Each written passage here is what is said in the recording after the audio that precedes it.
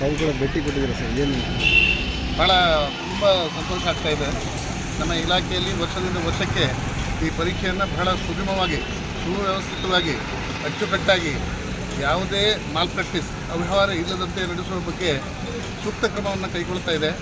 ಭಾಳ ಸಂತೋಷ. ಇವತ್ತು ಈ ಕೇಂದ್ರವನ್ನು ನಾನು ವಿಸಿಟ್ ಮಾಡಿದಾಗ ಕೇವಲ ಒಬ್ಬ ವಿದ್ಯಾರ್ಥಿ ಮಾತ್ರ ಅಬ್ಸೆಂಟ್ ಇದ್ದರು. ಎಲ್ಲ ವಿದ್ಯಾರ್ಥಿಗಳು ಹಾಜರಿದ್ದರು. ಪರೀಕ್ಷೆ ಭಾಳ ಸುಗಮವಾಗಿ, ಭಾಳ ಶಾಂತಿಯುತವಾಗಿ ನಡೀತಾ ಇತ್ತು.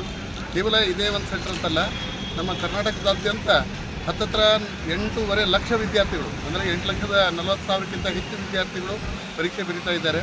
ಇಲ್ಲಿ ಈ ಗೋಕಾಕ್ ಸೆಂಟ್ರಿಗೆ ಹೇಳಬೇಕಂತಂದರೆ ಇಲ್ಲಿ 14 ಸೆಂಟರ್ಗಳಿದೆ. 4,181 ವಿದ್ಯಾರ್ಥಿಗಳು ಇಲ್ಲಿ ಬರೀತಾ ಇದ್ದಾರೆ.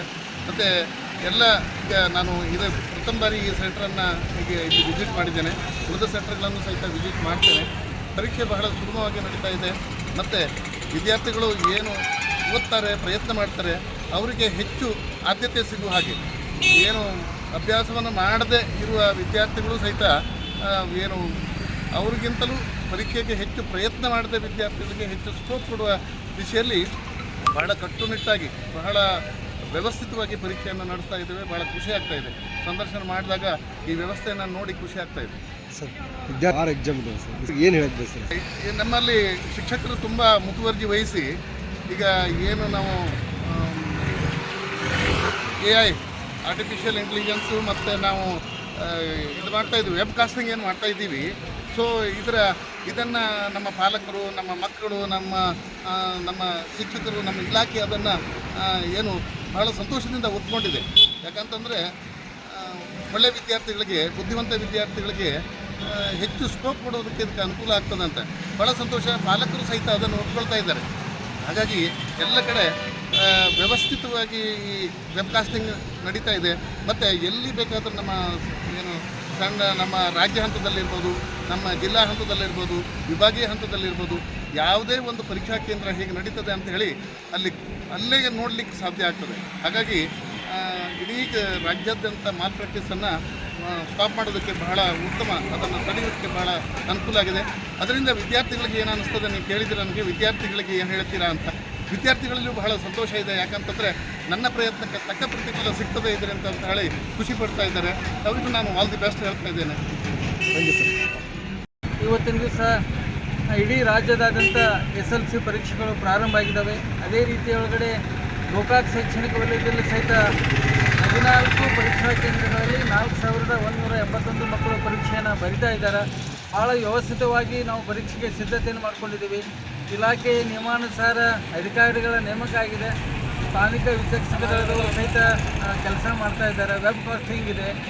ಬಹುತೇಕ ಭಾಳ ಶಾಂತಯುತವಾಗಿರುವಂಥ ವಾತಾವರಣ ನಮ್ಮ ಗೋಕಾಕ್ ವಲಯದಲ್ಲಿ ಜರುಗ್ತಾ ಇದೆ. ಭಾಳ ಖುಷಿ ಸಂಗತಿ ಏನಪ್ಪ ಅಂತಂದರೆ, ಇವತ್ತಿನ ದಿವಸ ಅಪರ ಆಯುಕ್ತರು ಧಾರವಾಡ ಅವರ ಕಾರ್ಯಾಲಯದಿಂದ ಮಾನ್ಯ ಸಹ ನಿರ್ದೇಶಕರಾಗಿರುವಂಥ ಈಶ್ವರ್ ನಾಯ್ಕ್ ಸಾಹೇಬರು ಸಹಿತ ಇವತ್ತಿನ ದಿವಸ ಪರೀಕ್ಷಾ ಕೇಂದ್ರವನ್ನು ಭೇಟಿ ಮಾಡಿದರು. ಇಲ್ಲಿರುವಂಥ ವ್ಯವಸ್ಥೆಯ ಕುರಿತು ಭಾಳ ಖುಷಿಯನ್ನು ವ್ಯಕ್ತಪಡಿಸಿದರು. ಇದಕ್ಕೆ ವಿಶೇಷ ಕಾರಣ ಏನಪ್ಪ ಅಂತಂದರೆ, ಗೋಕಾಕ್ ವಲಯದ ಎಲ್ಲ ಪಾಲಕರು ಭಾಳಷ್ಟು ಕಾಳಜಿಯಿಂದ ನಮ್ಮ ಇಲಾಖೆ ಜೊತೆಗೆ ಸಹಕಾರ ಮಾಡಿ ವರ್ಷದುದ್ದಕ್ಕೂ ಮಕ್ಕಳನ್ನು ತಯಾರಿ ಮಾಡಲಿಕ್ಕೆ ನಮಗೆಲ್ಲ ಭಾಳ ಒಂದು ಪ್ರೋತ್ಸಾಹವನ್ನು ನೀಡಿದ್ದಾರೆ. ಅದೇ ನಿಟ್ಟಿನಲ್ಲಿ ನಮ್ಮ ಗುರು ಬಳಗ ಕೂಡ ಜುಲೈ ತಿಂಗಳಿಂದ ಇಲ್ಲಿವರೆಗೆ ಸಹಿತ ತರಗತಿಗಳನ್ನು, ವಿಶೇಷ ಕ್ಯಾಂಪುಗಳನ್ನು, ರಾತ್ರಿ ಕ್ಲಾಸ್ಗಳನ್ನು, ಶನಿವಾರ ರವಿವಾರ ವಿಶೇಷವಾಗಿ ಶಿವರಾತ್ರಿ ದಿವಸ ಸಹಿತ ನಮ್ಮ ಶಿಕ್ಷಕರು ತರಗತಿಗಳನ್ನು ಮಾಡಿದ್ದು ನೋಡಿದರೆ ಶ್ಲಾಘನೀಯ ಅಂತ ಅನ್ನಿಸ್ತದೆ. ಆ ನಿಟ್ಟಿನೊಳಗಡೆ ಮಕ್ಕಳು ಸಹಿತ ಈ ವರ್ಷ ಭಾಳ ಡೆಡಿಕೇಟಾಗಿ ಕೆಲಸ ಮಾಡ್ತಾ ಇದ್ದಾರೆ. ಇನ್ನು 2-3 ಪರೀಕ್ಷೆಗಳ ನಂತರ ಬಿಡುವು ಸಹಿತ ಇರ್ತದೆ. ಇವತ್ತು ಕನ್ನಡ ಪೇಪರ್ ಆಗಿಪ್ಪ ಅಂತಂದರೆ ಗಣಿತ ಸೋಮವಾರ ಆಗ್ತದೆ. ಇಲ್ಲಿ 2 ದಿನ ಬಿಡುವು ಇರ್ತದೆ.